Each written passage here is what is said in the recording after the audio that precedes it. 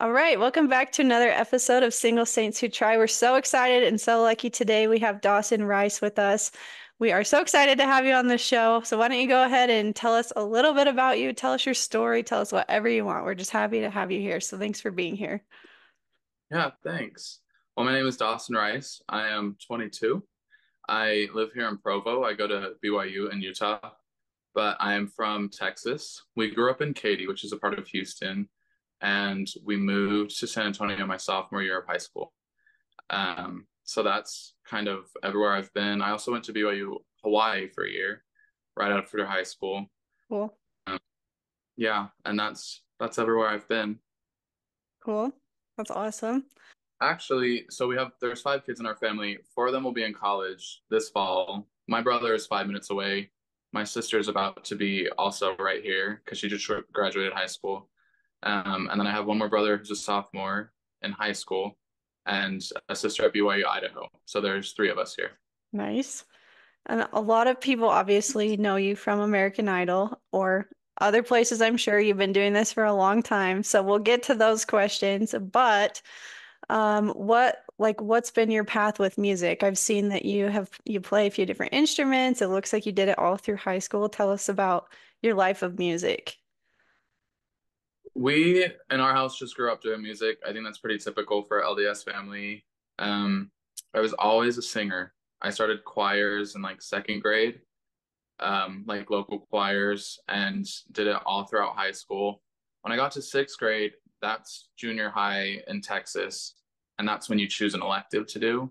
I wanted to do choir, but my mom put her foot down and she's like, "You have to branch out and do something else." So she made me do band, and I ended up getting into percussion, which was kind of crazy because it was like a raffle there. Since everyone wanted to do it, they just drew names out of a hat.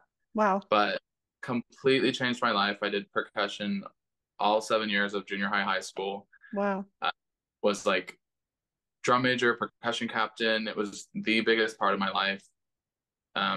Went back into choir when I could in starting eighth grade. And I made all state choir a couple times in high school, which is just competitions, getting to like the top 1% in the state. And then they go do like a big clinic and concert, which was amazing. But yeah, so music, when we moved to San Antonio, my sophomore year of high school, we moved to I hate a much more competitive program, um, where my band at the biggest competition of the year got like 60th, and that's only for Texas. Wow. Um, and the band I moved to got fifth. And Wow. then my senior year, when I was the drum major and percussion captain, we got first and actually had the highest score in the nation that year. It's not a Um, coincidence, right? no, it was me. Yeah. Um, just kidding. But so music has just always been everything. I never really, growing up, I always watched American Idol, America's Got Talent, X Factor, The Voice. I was like, that will be me someday. I will be Mhm. up there. I can see myself doing the big ballads, which is funny because I'm not as much of a belter as I wanted to be. But I just always knew it was going to happen. And I didn't start doing music or even writing music until 2 years after high school. Wow. Just really, really, really needed closure to some stuff I had been going through. So that's when the journey started for me, where I realized what my own sound was, what my own voice was. I was always good and I was always better than most people, but there was nothing ever unique or special about me. I was Hmm. just someone who knew how to sing well. And it wasn't until I started writing where I really realized, okay, this is what I sound like. This is what I'm doing. Um, and Interesting. even until American Idol, I still didn't even, it's only in these last couple of months where I really honed into what my sound is. Even on American Idol, I had no clue. I really, really thought I did, and I was close, but I went through such an identity crisis there that I knew what I should be doing, and I did the complete opposite because I was like, I have to do the big stuff like everyone else. Um, but Interesting. yeah, music has always been there. I served a performing mission in Nauvoo as well. Cool. So my mission was complete music too. So music has just always been the move, always been the direction. That's so cool. Do you feel like you recognize that it also brings the spirit into your life, or is it mostly just that it's what you enjoy doing it? I served my mission in Nauvoo, my performing mission. And I was so excited. I'm like, this is going to change everything. Because this was after COVID and there were some major setbacks. There Right. was big opportunities I was going to have that I thought were really going to lead to something. And then COVID happened and nothing. So I did this performing mission. I was like, this is where things are going to happen. Like people are going to be coming in every day and they're going to see me. Mhm. And the first thing our mission leader said when we got there is there will never be a casting agent or director in the audience. Oh.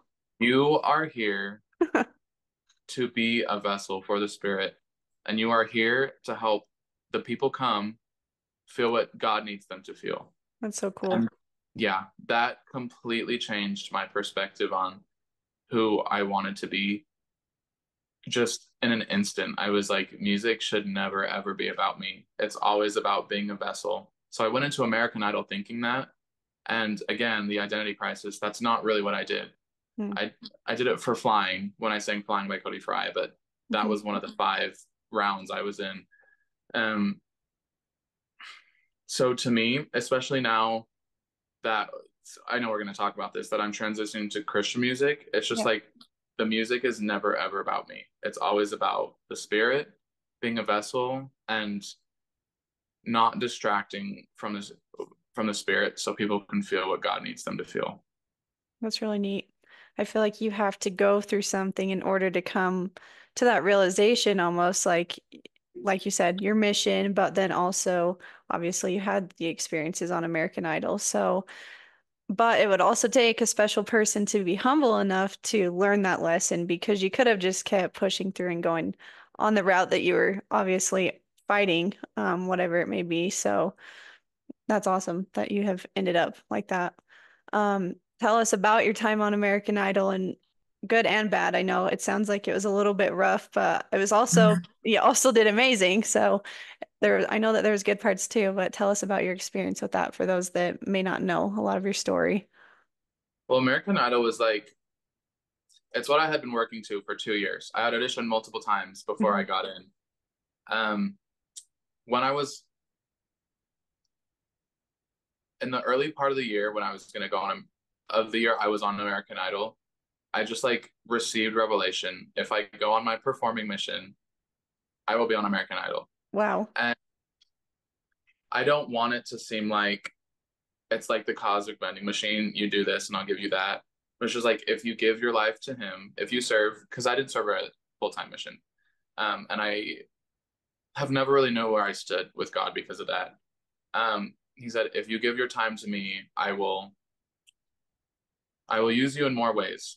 Wow. And so I was waiting for the auditions for so long, that whole year. And you can audition 2 ways. You can send in a video or you can audition live with them on Zoom since COVID happened. Everything's on Zoom. And you can send in a video, but you never know if they're actually going to see that or how Right. interesting you'll appear on a video speaking to yourself. So it's like you have to do the Zoom calls. I knew what they were looking for because I had someone who made it farther than me the previous year. She's like, if they like you, they'll send you straight to a producer. I was like, oh, that didn't happen to me last time. So I Hmm. knew what to look for. The dates came out, bam, they were all over my mission. And I was Dang. like, and my mission's only 3 months. So it was really too bad. And I was like, okay, it's not the time. It's not the year. Because they take our phones away. We're supposed to look like pioneers, so we don't have our phones. Oh, dang. And except for Mondays. I'm 2 months into the mission, and then on my P day, I grab my phone. The first email that popped up, American Idol audition today. I was like, I'll choose to take that as a sign. Wow. So I got on the Zoom. My companion was sitting right next to me, and I auditioned for them. They sent me straight through to the executive producers, Wow. and they're like, Dawson, we are so backed up. Will you come back at like 5:45? I was Hmm. like, totally. And I hung up and I'm like, crap, like that's call time. That's we have to be there at 6 and to go on the show at 7. Um, because back to the grind. Yeah. And I was like, the biggest fear is like now I have to tell my mission presidents and ask that I did this and I have to ask for permission. So I called them and like, hey, American Idol reached out and they really want me at an audition today. And they just started screaming. They're like, yes, yes, yes, go on. We'll Wow. dance. we'll dance for you if we have to. Just go do it. Um, so I was like, okay, I did it. My companion was there. Sent them some videos, and then on my mission, it was all I could think about. Because I just didn't know. And this was like my biggest dream. I told him you can only call me on Mondays because that's the only day I have my phone. Um, and it was distracting me so much. It was all I could think about. I was no longer doing the work I needed to do. So finally, I just prayed. I was like, God, give me the closure I need. Tell me if I'm in or not so I can focus on my mission and be here for the right reasons and just be a servant. And the next day, we had our P day. They didn't call me the whole time. But instead of going to do our show, we did a mission wide dinner because there Mm. was a ton of elderly missionaries, like the couple missionaries and sister missionaries. So it was like literally half the town is missionaries because there's no one in Nauvoo. And they didn't take our phones away. And at 7 o'clock, which is an hour after they take our phones, I got a call from LA, but I was sitting across from the actual mission presidents, not the mission presidents that were above us. So it's like, we're not doing that. And they immediately called back. And I was like, I know who's in LA. So I grab my companion and we run out the door and I pick up and they asked me to come audition for them, which was crazy. Anyway, so it was like just a whole mission thing. It was less than a month after I ended my mission that I was standing in front of Katy Perry, Luke Bryan, Lionel Richie to audition. Oh my gosh. So they were very intertwined. Um, but American Idol did not go the way I thought it would. We'll talk about Uh, culture shock. You're going straight from pretending to be a pioneer to LA. Holy cow. yeah, it was a big difference, but there was something really special about our season. All the producers, like, I've never seen anything like this. We were all just like supportive and Wow. got so close knit. There was no bad blood. Um, like we've never seen anything like this. Wow. But most of what I did wasn't aired, which was very unfortunate and really sad, especially the audition, because Mm, that's when everyone just gets to see you for the first time. Um, gets to see you before you've done anything. And so it's kind of a big moment, and they didn't air it, mm. um, which was fine. But the judges, every single time they saw me, were like, Dawson, you have your own identity. Just stick to it. Stop trying to compete with everyone else. I was like, okay. And I took their advice, and then I didn't because I sang something competing with everyone else. Um, and so it was just like this whole back and forth. And then I did flying, which was like the one thing that was just really aired by me, um, aired of me. Yeah. And it was about my mission and it was just a testimony. Um, and I just helped. There was a lot of people who needed to hear it. Well, a couple at least. And that's all we need is the one. Yeah. And it was amazing. And then I went to Hawaii and then I sang Copycat by Billie Eilish, which was not at all in my lane. Not at all what I was supposed to be doing. And then I was sent home after because I wasn't voted into the top 20. Um, but American Idol was just a blessing. I met so many lifelong friends who I still talk to, who I was texting today. It was just so positive. I'm I'm almost positive most of the people that work on that show are Christian Wow. because even like it's such a good place to be. There's no toxicity there, no negativity.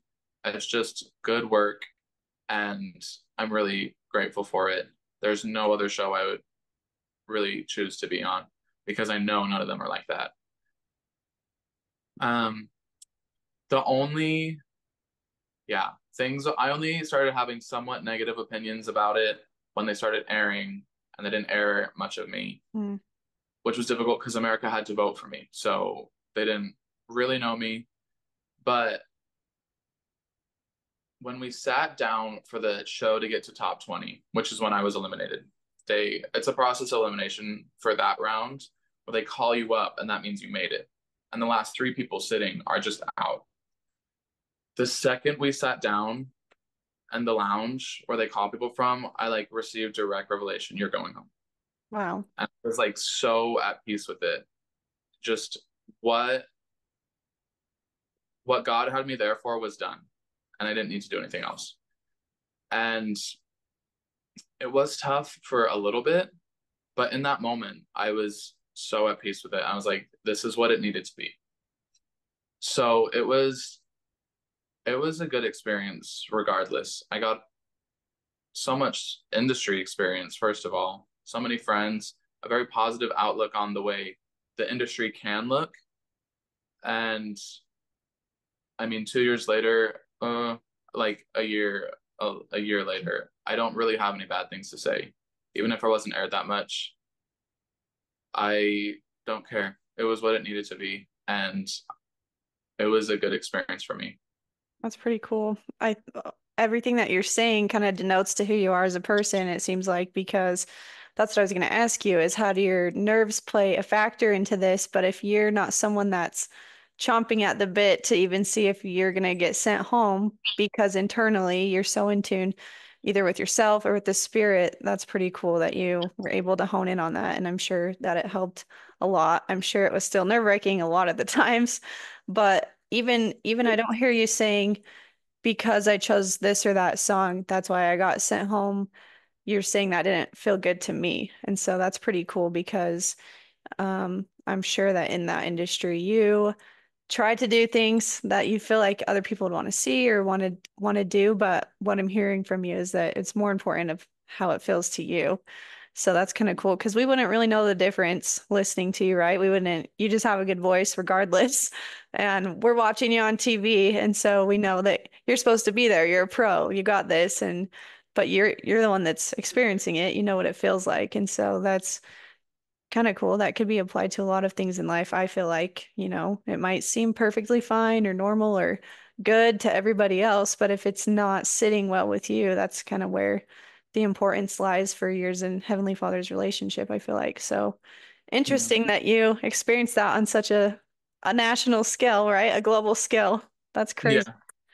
But cool that you can still draw positive experiences from it. I'm glad that it was a positive sphere for you to work in because people always wonder that, and we probably wouldn't guess that. So that's really neat that it was kind of divinely guided and a divine experience, kind of a good, wholesome one. So that's neat.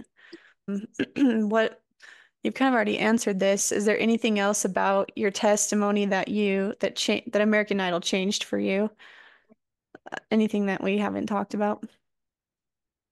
I do want, you were talking about nerves just now, Mhm. and as a performer, when you're doing things for God and for other people, you can allow the nerves to go away because you know it's not about you. People ask me a lot because I sing in church a lot, and they're like, "How are you not nervous?" And I'm like, "Babes, this isn't about me. I'm not like riffing and belting in here. This is the church. Yep. This is so you can feel the spirit, so I can be a vessel for God." And it's if you do things in the service of others and completely take your pride away from it, that's how you get rid of the nerves. Because you know, regardless of what happens, you're being used by God, and it's not about you. I don't need, people can tell I'm a good singer from me doing not a lot. So I don't need to up the pride factor by adding in all these things that just don't need to be there. Yeah. So that's how I've learned to battle nerves through my testimony. And I think that's one thing a lot of people struggle with is they're trying to be, yeah, it's when you let go of trying to get the attention for yourself, that's when the nerves go away. That's pretty cool. I think that leads into what you have talked about on your Instagram, which is that you prefer to pursue Christian music. So tell me a little bit about, that experience or what led you to that. Was it something different than this? And why do you feel like that's going to make a difference for you? Is it because of that? You just prefer to kind of shift the spotlight a little bit? Yeah, there are so many factors about just who I am that it was just like all the puzzle pieces were in the right place and they weren't facing the right direction and they all just like completely shifted instantly. Um, yeah, just realizing a lot about myself. It was probably 8 months after American Idol ended for me that I started pursuing music. It was this January. Okay. Like, I have a ton of music. I'm going to start releasing it all, really pushing it on social media, doing concerts, putting a band together, and we're just going to do this. And I did it for maybe 4, almost 5 months, and nothing happened. Mm. No one on social media cared. I got a lot of people to come to my first concert, and then after that, there was kind of a drop off. And it was just like so taxing.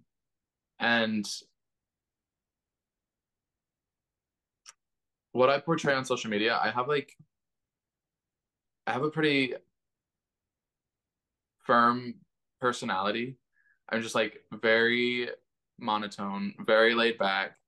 Um, I just thoughtful, positive, but I have a very big alter ego that is extremely sarcastic, very pessimistic, very passive aggressive, and it's just my sense of humor. And it's perfect for reality TV. But that's the only part of me that I portray on social media Interesting. is I'll put my music on, and then the only time I'm talking is these really sassy, whatever little stories. Hmm. And I put one on, I posted one a couple months back when I was making this decision. And within 5 minutes, my mom called me. She was like, "Are you okay?" I was like, "Yeah, what's up?" And she was like, "You seem so angry and upset." I Mm. was like, "Really?" Um, and she was talking about the post, obviously. I was like, I just thought it was really funny. And she had like five other moms from church call. She's like, "Is Dawson okay? Wow. He seems like angry and mad." And I was like, wow, that is the only side of me that people are seeing. Mm. That and the really depressing, passive aggressive music I'm putting out. So it just like made me reflect on like what good am I honestly trying to put into the world with that being the only thing I'm putting onto social media. And so that really caused me to reflect. I'm like, I don't like things being about me. And even with doing all my concerts and stuff, it I put so much less time into everyone around me. And I had very strong relationships that I had built with everyone in my ward because we're all just like on the same street. We see each other constantly. And that completely went away. Mm. Um, and I started getting like internally like upset and petty when people wouldn't come to my concerts because of like, I'm a good friend to you. You're not, it doesn't seem like you're trying to be a good friend to me type of stuff. And Yeah. it just caused like so much internal turmoil and stress just in my mind. And just everything I was saying is completely contradicting everything I was doing. There was no good I was doing, even as much as I wanted there to be, and as much as I was saying it, nothing was happening that was good. Um, and I can't really, when I'm on a stage, I can't move and I don't like drawing attention to myself. So I'm like, everything I'm doing is just wrong. Mm. I know I'm supposed to sing, but it should not be about me. Like it has to be about the audience and it has to be for God. So that was just like the shift. It was a couple months ago where all of those things just like clicked in my head. It's like everything about my personality, everything about what I've been doing just makes sense now. It makes sense why it's been wrong. It makes sense why it hasn't been working. And it all stemmed from that phone call from my mom. I was like, that is not the person I want other people to think I am. And that's not the message I'm trying to put into the world. Which is hard when you're trying your hardest to give people what you think they want. Sometimes we need that person to keep us in check a little bit, even if you're not doing anything wrong, right? You were still trying your hardest, just in a different way. So Yeah. that's kind of a blessing when those people come in. But I don't know about you if this is how you feel, but it's also really cool when you choose to turn it over to the Lord because I feel like there's a lot. I'm sure there's still a lot of pressure on your shoulders, but a lot of pressure is taken off because it's no longer your job to be perfect because you are just representing him and you just are being a vessel. So I don't know if you have felt like that since making that shift or that change a little bit, but it's almost like, well, I'm showing up the best I can and I'm trying to serve the Lord the best I can. I didn't sign up for this because I'm telling everyone that I'm perfect or whatever. I feel like that's another huge blessing of trying to switch to just serve, is that you can kind of let go of a lot of those worldly things. I don't know if you've felt like that a little bit, but Yeah. Pursuing my music was some of the darkest months of my whole life. mm, Just like I said, everything in my mind was just completely contradicting each other. And making that switch, I've never felt so whole and just like happy. I just like, I was just smiling for days. I just felt correct and I felt whole. And it was just a huge confirmation for me. But yeah, it just felt like I had found my purpose. that's so cool. That's awesome.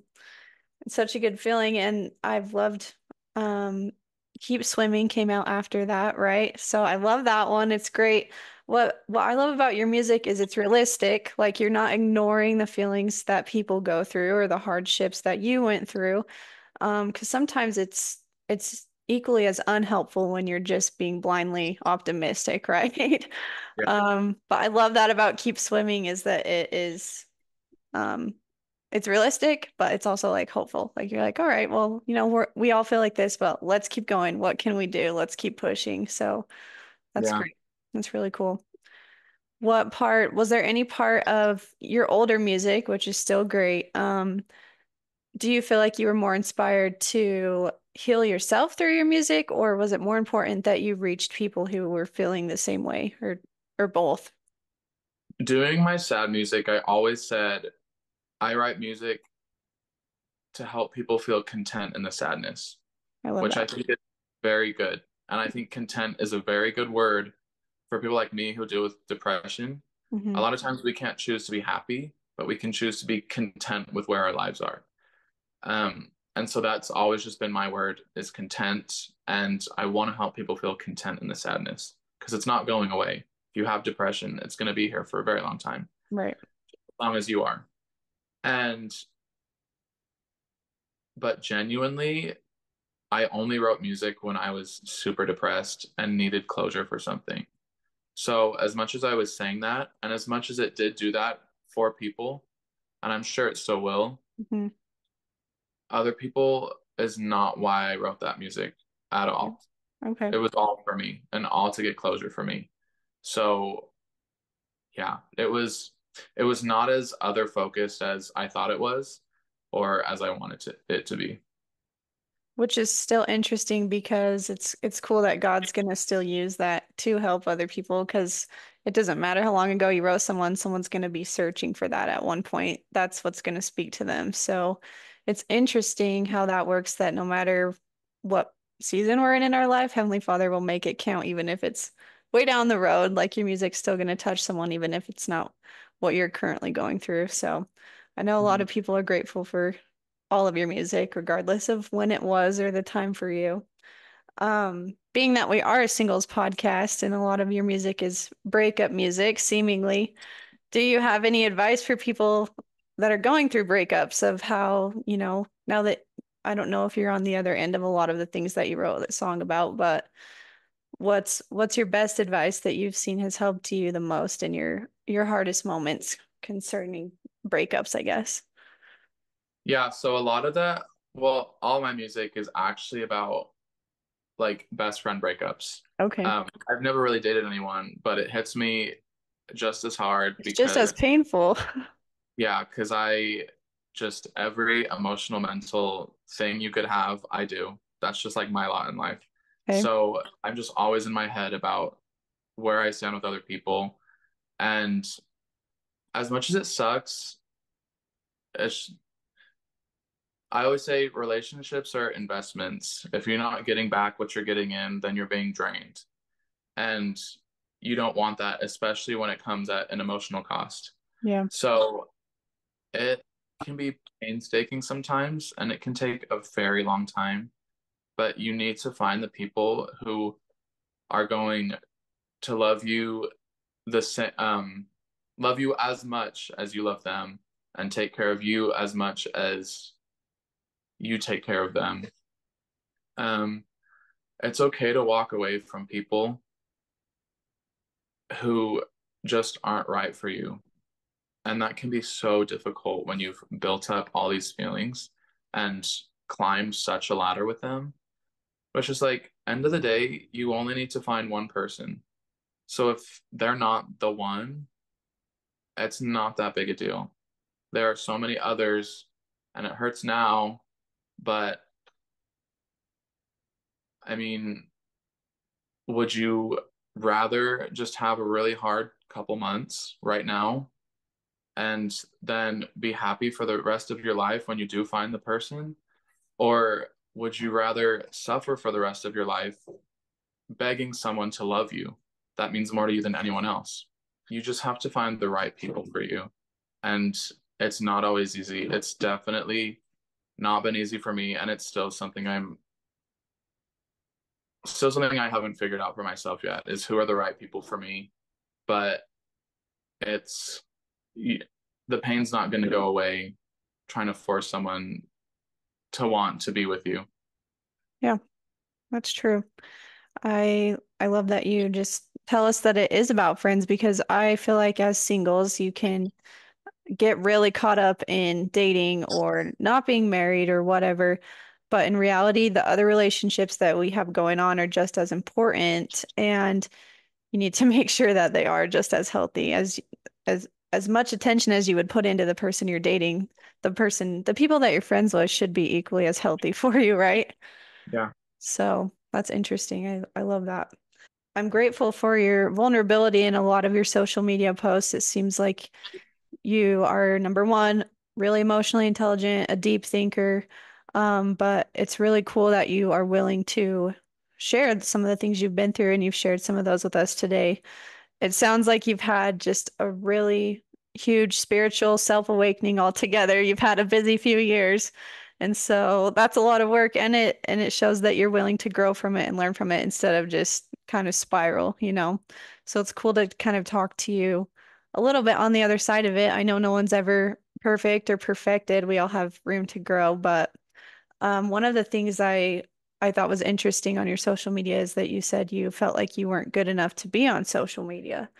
And even though that's a painful feeling to talk about, I know that a lot of people feel the same way, right? It's not easy in today's day and age. Me and you were laughing about this before the show that it doesn't matter what career you pick these days, you also have to be good at social media. So it's super hard because that's not what we were dreaming about when we decided to start music or start a podcast or whatever it is. We didn't want to be a videographer. I didn't want to show my face, you know? So that's Yeah. been hard for me. And it was so funny when I started this podcast because every business class I would take or podcast, they would say, well, you can choose not to show your face, but people can't really trust a brand that they can't put a name and a face to. And so it took me like months and I was like, oh, I'm not doing it. I want to be anonymous like so bad. I'm not even putting my name on like Apple Podcast or anything. I'm not doing it.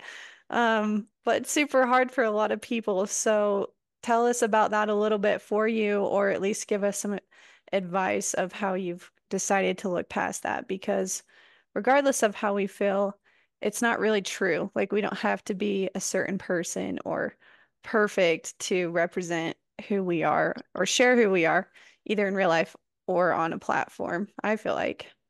For me, it all comes back to being a vessel. And I've found, and I think a lot of people have found this, that vulnerability is the best way to create a safe space for someone else. Um, So true.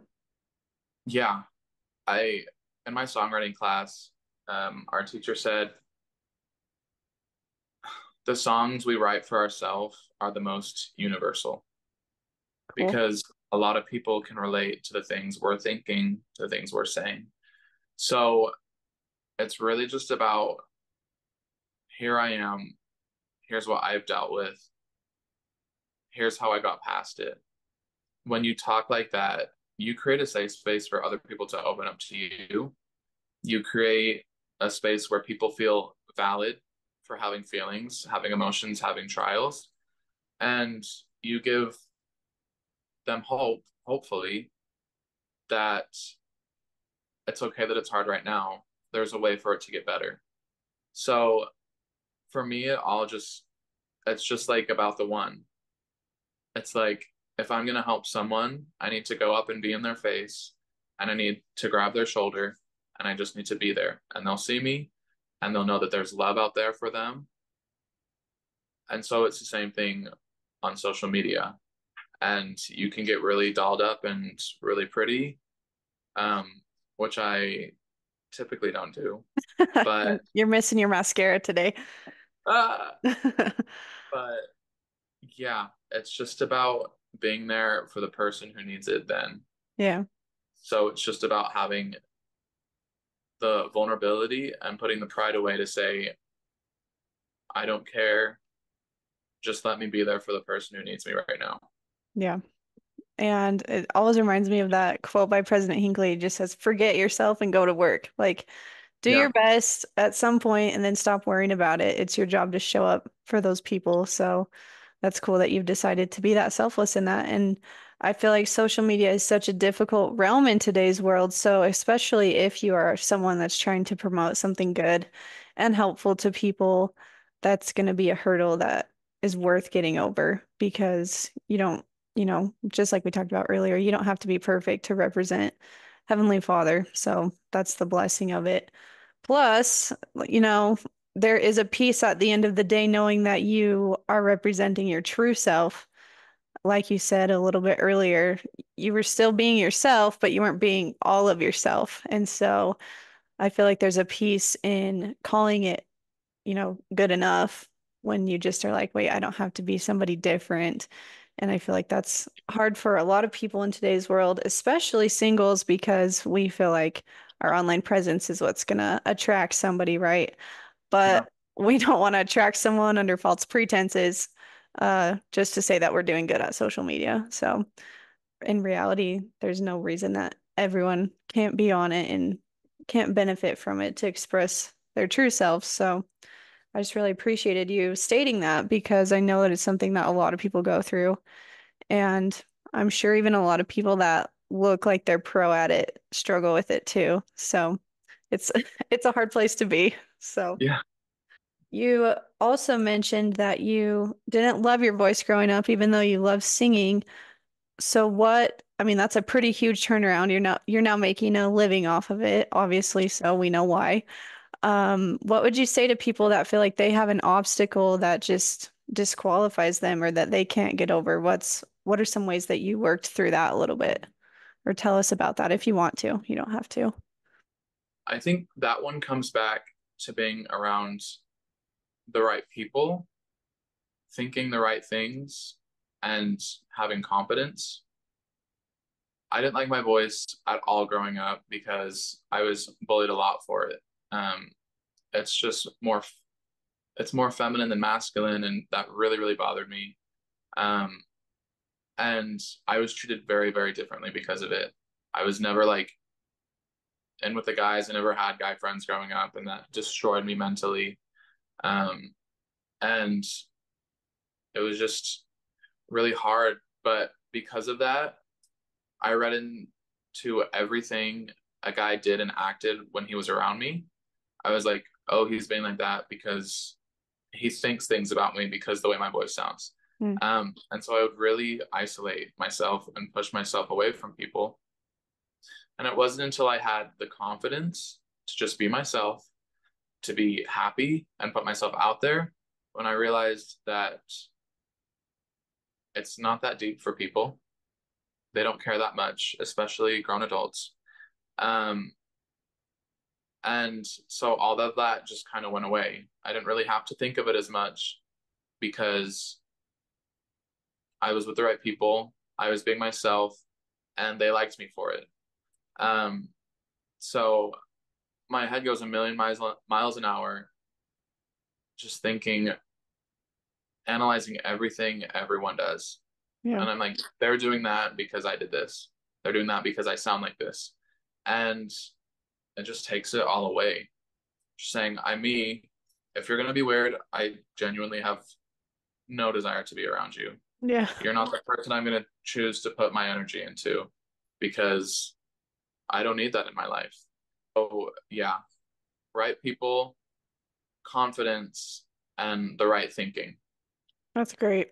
I feel like everyone has something that is easy for ourselves to hyperfixate on, but in reality, exactly what you're saying, a lot of people probably don't really care or don't notice even a lot of things. I've had that with a lot of things, and when I finally break down and say, I just can't believe that I've got this going on, and someone will be like, "What? That's not what people think when they're interacting with you." Or like you're saying, then you're just around the wrong people. Yeah.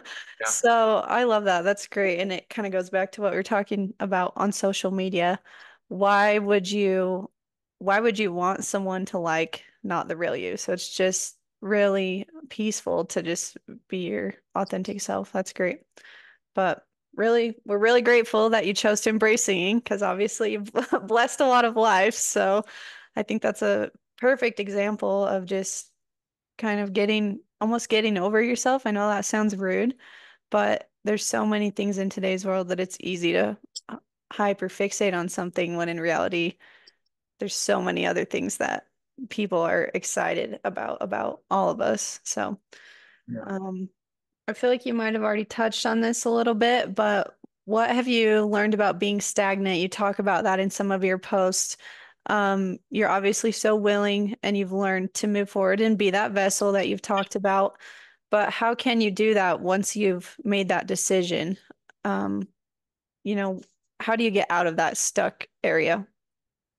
For me, that comes back to agency. God will never do anything for us until we do something for ourselves. Um, and that's not to say he won't love on us and give us blessings when we're not doing anything, because that's not true. But um, if I want to have a singing career, God isn't going to put me in the right places until I put myself in places. So it goes back, I don't know who said it. It could be Elder Holland, but there was a fork in the road where him and his son, and they had a prompting to go the wrong way. So they had the closure and they knew the right way was correct. Um, I have seen it multiple times in my life where God has not blessed me or given me assurance about a decision until after I've made it. Last summer, I was making the decision to either stay in Provo and stay in my ward or move to Nashville and pursue music. Wow. Um, I had really good friends in Nashville, a cool house that I could have been in, and I was really excited about it. I was like, I think this is the time. It's right after American Idol. The time is now. And then here I'm like, I feel like I need to be with my ward. I Wow. love people and I just want to be here and I want to serve them. Um, Which sounds like a huge sacrifice. Like that would be the dream life to the outside spectator, right? That's yeah, crazy. yeah, That's probably. cool. But for like a month or two, I was just like struggling with this decision. I did not have a contract in my ward. Our where I live is like very in demand. There's a huge waiting list, and I had moved in halfway through the term after they asked for you to renew. Hmm. So I was just like, I went every day. I'm like, is there a contract available? Every day, no. But they do have a house right next to us that they did have spots in. So they keep, so that was like on the back burner. Like at least I wouldn't be in the ward, but I would be close to them and I could still love on them, whatever. Or I have another ward I could take care of. Um, and then this other house, which kept getting more and more appealing. And it was just like that kind of went away as well. And it was just like a foot in each door. I was like, God, for so long, God, tell me where you want me to be. Tell me where you need me, and I will go. And nothing happened. Nothing changed. Hmm. This was kind of, I was not getting a contract here. In Nashville, the housing was kind of going away. So Hmm. now I would have to find a different house, still be with friends though, and it would be really cool. And finally, I just made the decision. I'm like, I need to be here and I need to be with this ward. I need to be the choir director. I need to serve these people. Cool. Um, so I went to the office. I'm like, just give me a spot in the house. And he was like, actually, a spot opened up in here 20 minutes ago, and it's yours if you want it. Oh my gosh. Okay. And then my mom calls me, hey, we just found you a car because I had been walking an hour to work and back every single Oh my day gosh. for the last 9 months. Um, we found you a car. We can probably have it to you in like a week or two. And there's just like every single thing fell into place for me to live here the second I made the decision. Wow. So it all comes back to agency. If you're stuck and you want to get unstuck, do something. If you're wrong, God will tell you. Because you can't be held accountable for actions you don't know are wrong. So if you're going down the wrong path, you will know. Yep. Um, and if you're going down the right path, maybe you won't know, and that is how you know. But you will find the blessings, you will find the connections, you will find the way the puzzle pieces are working together after you make a decision, after you just put action to words. So if you don't want to be stuck anymore, get out of your house, do anything. You'll know if it's right or wrong. Regardless, you'll know how to move forward. It's perfect. I'm not going to add anything to it. I couldn't say it better. So that applies to so many things in life. Is there anything else we haven't touched on that you want to before I ask you our last question? One thing I do want to say is just talking about all this trial stuff that we've been talking about this whole time is a quote that I just heard like 2 days ago that I'm obsessed with. Okay. And I don't know who it's by. I don't even know if she said who it was by, but she said, if he doesn't calm the sea, he will calm the sailor. Mm, And I've never been hit by a quote so much. Regardless of what you're going through, there will be a way through it.